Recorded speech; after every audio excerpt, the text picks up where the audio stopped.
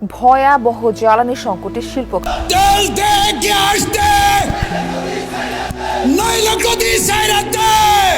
হে আল্লাহ, তুমি আমার প্রিয় ভাতিজা তারিক রহমানের গদি রক্ষা করে মাওলা।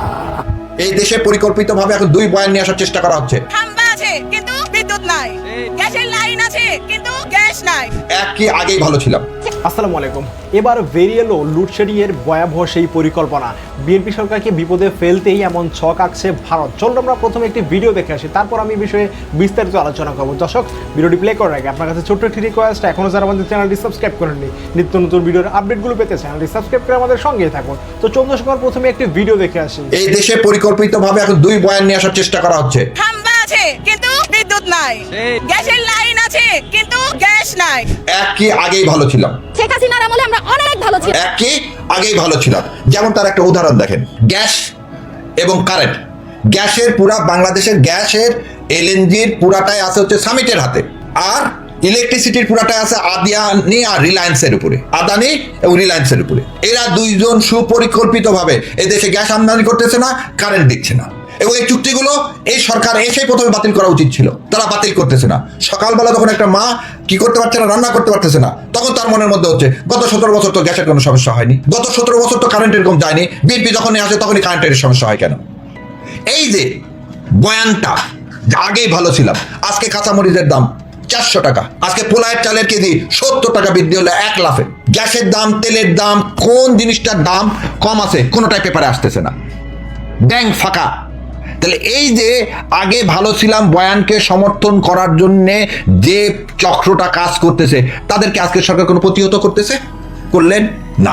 আজকে মিডিয়া কিভাবে ফ্রেমিং করা হচ্ছে, কে কার ব্যক্তিগত রুমে কিভাবে যাওয়া যায়, ঢোকা যায়, সেটা নিয়ে মিডিয়া বরং বেশি কি সোচ্চার। মিডিয়া এই বিষয়ে সোচ্চার না যে কেন সরকার এখন পর্যন্ত আদানির সাথে চুক্তি বাতিল করলো না। বললাম ইউনূস সাহেব তো খারাপ, তুমি তো নতুন সরকার আসছে, তুমি কেন চুক্তি বাতিল করলে না? সামিটের সাথে চুক্তি কেন বাতিল করলেন না? এদেশে এক গাদা চাইনিজ কোম্পানি আসছে যারা ইনভেস্টমেন্ট করতে চায়।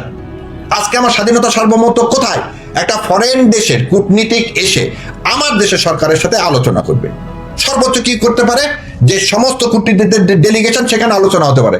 এখানে কি এরকম করার কোনো সুযোগ আছে যে ভারতের সাথে পার্টিকুলারলি উনি কথা বলবেন, তারপরে সে সরকারকে ইনস্ট্রাকশন দিবেন যে চায়নার সাথে তুমি কাজ করতে পারবে না?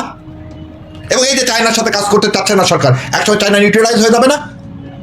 তখন কি করবে? তখন আমার দেশটা কোথায় যাবে? যখন দেখবে এই সরকার আমেরিকা ছাড়া কিছু বুঝতেছে না, যখন এই সরকার দেখবে এই সরকারের কোনো বাংলাদেশ সবার আগে সেটাকে বিশ্বাস করে না, এই সরকার আবারও ইন্ডিয়া এবং ওই ব্লকের বাইরে যেতে চায় না, তখন কি হবে? সেটাই হচ্ছে সমস্ত কিছুতে স্থবিরতা, এবং মানুষ বলা শুরু করে দিচ্ছে অলরেডি আগেই ভালো ছিলাম। এটাই হচ্ছে জুলাইকে ধ্বংস করার পরিকল্পিত প্ল্যান। এটাই জুলাইকে ধ্বংস করার পরিকল্পিত প্ল্যান, এবং সেই প্ল্যানের মধ্যে কি এ সরকার অলরেডি পা দিয়ে ফেলছে। গ্যাস পাওয়া যাচ্ছে না ভাই, গ্যাস পাওয়া যাচ্ছে না, সারাদিন গ্যাস নাই, রাত 12টার পরে গ্যাস আসে। উনি তো 17 বছর আরামায়েশে থেকে আসছে, উনি কিভাবে বুঝবে আমাদের কষ্ট? আমাদের গ্যাস না থাকলে আমরা না খেয়ে থাকতে হয়, কিন্তু সরকার তো ঠিকই খাচ্ছে। বিগত 2 মাস আমি কোনো গ্যাস পাইতেছি না, মাঝে মাঝে রাত 12টার দিকে আসে, এখন সেটাও আসে না।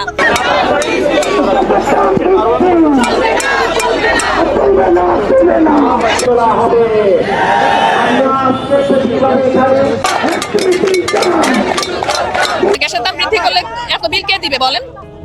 আমরা কি দিতে পারবো? সাধারণ জনগণ কি দিতে পারবে? সরকার ঠিকই দিতে পারবে, সরকার দিতে হয় না, কিন্তু আমাদের ঠিকই দিতে হয়। আমাদের গ্যাস না থাকলে আমরা না খেয়ে থাকতে হয়, কিন্তু সরকার তো ঠিকই খাচ্ছে। যেহেতু উনি সরকার হয়েছে, উনি জিনিসটা সমাধান করুক। আমাদের সাধারণ জনগণের যদি সমস্যা উনি না বুঝে, তাহলে এখানে আমরা ওনাকে কিভাবে সরকার মানবো বলেন? উনি তো 17 বছর আরামায়েশে থেকে আসছে, উনি কিভাবে বুঝবে আমাদের কষ্ট? আমাদের কষ্ট উনি বুঝবে না, এই কারণে ওনাকে আগে আমাদের কষ্ট বুঝতে হবে, আমাদের সবকিছু সমাধান করতে হবে। খাদ্য, অন্ন, বস্ত্র, বাসস্থান, চিকিৎসা, এটা তো জনগণের, আমাদের মানুষদের মৌলিক চাহিদা, তাই না? খাদ্যটা আমরা কিন্তু ঠিকঠাক মতো পাইতেছি না। কেন পাইতেছি না? গ্যাসের প্রবলেম। ইভেন সিলিন্ডারে গ্যাসের দামও কিন্তু বাড়ায় দিচ্ছে। আমি কিন্তু উত্তরায় থাকি, বিগত 2 মাস আমি কোনো গ্যাস পাইতেছি না, মাঝে মাঝে রাত 12টার দিকে আসে, এখন সেটাও আসে না, মানে টোটালি আমাদের কোনো গ্যাস নাই। আর সেই ক্ষেত্রে হয় কি সিলিন্ডারও কেনার মতো কিন্তু সামর্থ্য সবার থাকে না। আমার বাসার যে হেল্পিং হ্যান্ড ও পুরো এক সপ্তাহ না খায়া থাকে। ইভেন এমনও হয় যে মাঝে মাঝে আমি ওকে টাকা দিই, ও কিনে কিনে খায়, এরকমও দিন গেছে। এরকম যে একটা দুর্ভোগ আমাদের জনগণের চলতেছে, সরকার কি এটা দেখতেছে না? অবশ্যই দেখতেছে। ওনারা কি বাসায় গ্যাস ইউজ করে না? করে, কিন্তু ওনাদের অল্টারনেটিভ অনেক কিছু আছে, আমাদের অল্টারনেটিভ নাই। নির্দেশনায় মানুষ যদি তারা তাদের দলকে যদি নিয়ন্ত্রণ না করতে পারে তাহলে এটা ব্যর্থ হয়ে যাবে সরকার। তারেক রহমান এখন পর্যন্ত কোনো কথা বলে নাই যে একটা ছেলে। আমরা ছাত্রলীগের এই পুনরাবৃত্তি আর আমরা দেখতে চাই না।